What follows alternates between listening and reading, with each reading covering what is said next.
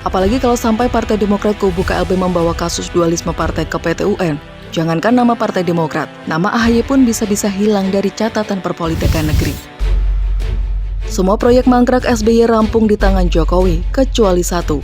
Ditulis oleh Jaya Surbakti dari sio.com. Banyak sekali proyek yang mangkrak di era SBY yang kemudian rampung di tangan dingin seorang Jokowi.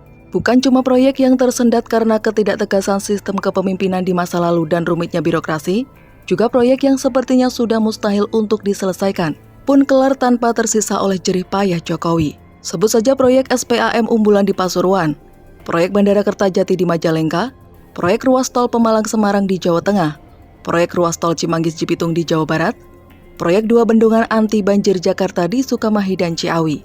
Ada juga proyek PLTU di Batang, proyek tol Trans Sumatera, proyek ruas tol JOR 2, proyek jembatan Merah Putih di Ambon, dan banyak lagi.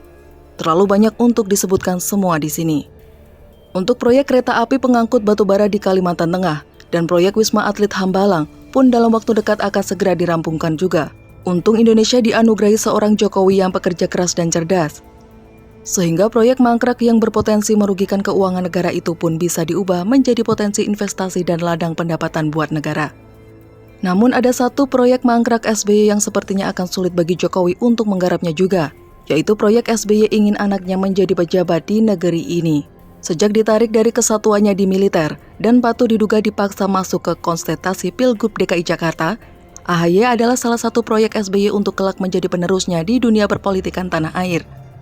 Dengan diikutsertakan tanpa angin dan hujan, sebagai cagup di DKI, SBY ingin agar AHY bisa menjadi salah satu anak bangsa yang berkecimpung di dunia birokrasi.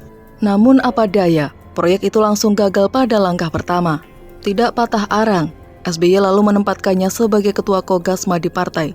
Ini pun sepertinya tidak berhasil, kalau dilihat dari perolehan suara partai saat pilkada terakhir. Namun bukannya sadar bahwa proyek kali ini pun bakal mangkrak, SBY justru memaksa kehijauan seorang AHY untuk segera menjadi kuning, matang. Terserah mau disebut matang karbit, matang digigit ulat, bodoh amat, yang penting AHY kemudian menjadi ketua umum sebuah partai. Dengan demikian, SBY berharap Jokowi mau melirik.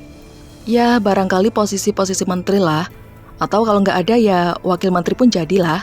Kalau itu pun tidak ada juga, wakilnya wakil menteri pun boleh. Yang penting ada jabatan lah. Masa dari semua peserta kontestasi Pilgub DKI cuma dia sendiri yang tidak ada jabatan di negeri ini? Apa gak mandang, aku itu presiden 2 kali loh, haji pula. Kira-kira begitulah rintihan batin seorang SBY. Kalau selama ini SBY bisa tenang dengan kemangkrakan proyeknya yang pasti akan dirampungkan Jokowi satu persatu, maka akan sangat sulit untuk proyek AHY menjadi pejabat di era Jokowi ini.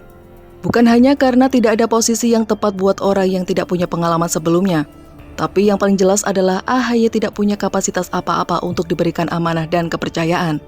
Tidak usah jauh-jauh, hanya di era kepemimpinannya di Partai Demokrat, partai yang tadinya begitu solid, bahkan saat diterpa tragedi generasi terkorup pun mereka tetap solid. Tapi kenapa saat AHY ketum malah terjadi gonjang-ganjing? Bukan cuma ancaman dualisme kepengurusan, musnahnya Partai Demokrat dari peta perpolitikan pun bisa saja terjadi. Kalau AHY tetap tidak menyadari bahwa solusi internal partainya bukan otot-ototan, tapi rangkul-rangkulan. Tapi tentu seorang AHY akan sulit mengerti, karena memang dia belum saatnya untuk mengerti. Seperti kata mantan koleganya sendiri, dia tidak pernah mendaki untuk berada di puncak. Maka sekarang dia tidak mengerti bagaimana cara turun dari puncak untuk menarik orang-orang yang tercerai-berai karena mengikuti dirinya yang tak tahu arah.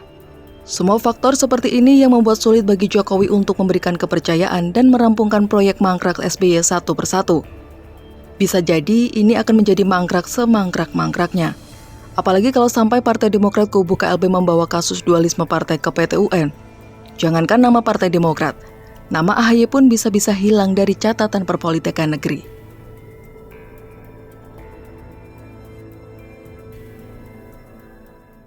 Disertai pengalaman sebagai gubernur 2 provinsi terpadat, menurut Polmetrik mereka masih harus bekerja keras untuk mendongkrak angkanya agar bisa memenangkan pertarungan di 2024. PDIP Jokowi rajai 3 survei, Ganjar potensial, Prabowo berjuang, JK Anies, emang bisa, ditulis oleh Nina Nur dari siwa.com. Hasil survei itu selalu menarik, apalagi kalau surveinya cukup komprehensif, seperti yang dirilis oleh Carta Politika dan SMRC.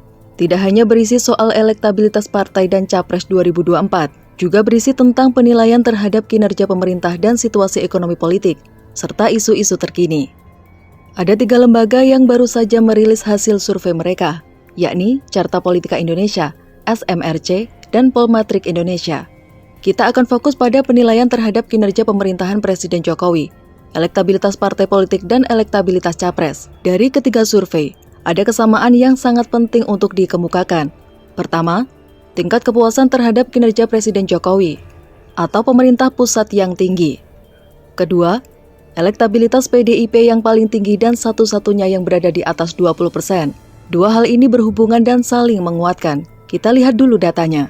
Carta Politika memberikan angka 65,3%, SMRC 77%, dan Polmark 71,8% untuk penilaian kepuasan publik terhadap kinerja Presiden Jokowi. Dalam survei Carta Politika, ada pula penilaian optimisme terhadap kondisi ekonomi. Yang optimis lebih banyak, yakni 62,1%. Sedangkan dalam survei SMRC ada rilis tentang kepuasan terhadap kerja pemerintah pusat menangani pandemi COVID-19, di mana yang puas mencapai 69%. Survei SMRC juga merilis soal kepuasan terhadap kerja pemerintah pusat menangani pemulihan ekonomi akibat pandemi COVID-19, yakni 61%. Semua angka tinggi ya, mencerminkan kepercayaan publik dan kesuksesan Presiden Jokowi memutuskan berbagai kebijakan yang berpengaruh terhadap kondisi sosial ekonomi dalam masa pandemi. Presiden Jokowi sudah on the right track, tidak menerapkan total lockdown, terus memberikan stimulasi ekonomi, sambil tarik ulur dalam memberikan kelonggaran buat masyarakat beraktivitas. Semua dibuat fleksibel, seperti sudah leluasanya warga masyarakat bepergian keluar kota. Namun di sisi lain, ada pelarangan mudik dari pemerintah. Presiden Jokowi pun sudah mulai belusukan dan berkeliling ke berbagai daerah, meresmikan berbagai proyek. Ini memberi sinyal dan dukungan yang positif untuk meningkatkan optimisme warga masyarakat maupun pasar. Di sisi lain, tingkat kepuasan terhadap kinerja Presiden Jokowi yang tinggi akan memberikan imbas politis. Memperkuat tulisan saya sebelumnya yang menyebut bahwa pada pemilu 2024, Jokowi punya potensi menjadi kingmaker terkuat. Seperti halnya dalam pileg, ada pula efek koktail dari tingkat kepuasan tinggi terhadap Presiden Jokowi pada partai pendukungnya. Dalam hal ini PDIP, efek ini besar buat PDIP.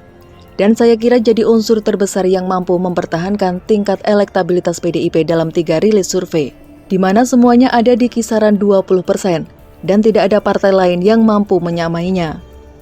Dalam survei Carta Politika, PDIP di urutan teratas dengan perolehan 20,7%, dan Gerindra di tempat kedua dengan angka 14,2%. Dalam survei SMRC, PDIP juga nomor 1 dengan angka 24,9%. Berikutnya Golkar dan Gerindra dengan angka sama 11,6%. Sedangkan di survei Polmark, PDIP mendapat angka 20,3%, disusul Gerindra dengan angka 10,5%. Sekarang kita ke bagian Capres. Ada yang menarik di rilis survei SMRC, yakni nama Jokowi berada di urutan pertama dalam top of mind Capres. Top of mind itu artinya apa atau siapa yang paling diingat ketika kita diminta untuk memikirkan suatu topik. Presiden Jokowi di urutan pertama top of mind dengan angka 15,2%, disusul oleh Prabowo 13,4%, Ganjar Pranowo 6,1%, Anies Baswedan 5,4%, dan Sandiaga Uno 3,1%. Carta Politika mengadakan 2 simulasi Capres, 12 nama dan 5 nama. Hasilnya, Prabowo di tempat teratas disusul oleh Ganjar Pranowo. Sementara SMRC mengadakan lebih banyak skema simulasi. Dari top of mind, semi terbuka 42 nama, lalu simulasi 15 nama. Berikut hasilnya. Kemudian ada pula perhitungan berjenjang yang diawali dengan survei tingkat dikenalnya nama tokoh, di mana Prabowo menempati posisi teratas dengan angka 96%. Lalu diambil 7 nama teratas yang memiliki angka di atas 50%. Ditanyakan lagi kepada responden terkait yang tahu ke-7 tokoh itu siapa yang akan dipilih jadi presiden. Hasilnya, nama Ganjar berada di paling atas jika nama Jokowi tidak disertakan. SMRC pun berkesimpulan bahwa jika setiap capres dikenal oleh masyarakat, maka yang paling tinggi potensinya untuk menang adalah Ganjar Pranowo. Jika nama Jokowi tidak diikutkan, maka pemilih Jokowi paling banyak pindah ke Ganjar. Begitu pula pemilih yang puas dengan hasil kerja Jokowi akan lebih banyak mendukung Ganjar. Walaupun Prabowo menempati posisi teratas, namun masih belum meyakinkan. Suara spontan yang memilih Prabowo hanya belasan persen. Sedangkan dalam simulasi semi terbuka dan tertutup, suara Prabowo masih di angka 20-an persen. masih jauh dari Jokowi dulu yang mencapai 30%. Polmetric mengeluarkan survei yang berbeda, tidak dalam bentuk perorangan, melainkan pasangan Capres dan Cawapres. Prabowo dipasangkan dengan Puan Maharani sebagai representasi dua kekuatan politik terbesar.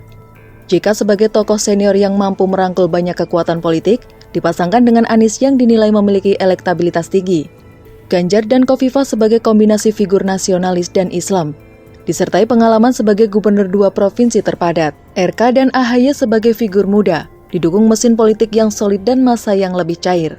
Walaupun Prabowo Puan menempati urutan teratas, menurut Polmetric mereka masih harus bekerja keras untuk mendongkrak angkanya agar bisa memenangkan pertarungan di 2024. Menurut saya pasangan JK Anies agak maksa sih. Nama JK sama sekali tidak muncul di hasil survei Carta Politika maupun SMRC. Bahkan di top of mind SMRC, tidak ada yang ingat sama JK ketika diminta memikirkan soal capres. Artinya JK sangat tergantung pada Anies untuk mendongkrak namanya, apalagi kalau JK yang jadi capres. Bicara soal kinerja, namanya tenggelam duluan sama Jokowi, sedang Anies kan hanya bisa menjual kesantunan, seiman, dan tata kata. Andalannya ya hanya politik identitas. Oke, kita lihat lagi perkembangannya ya. Selalu dari kura-kura.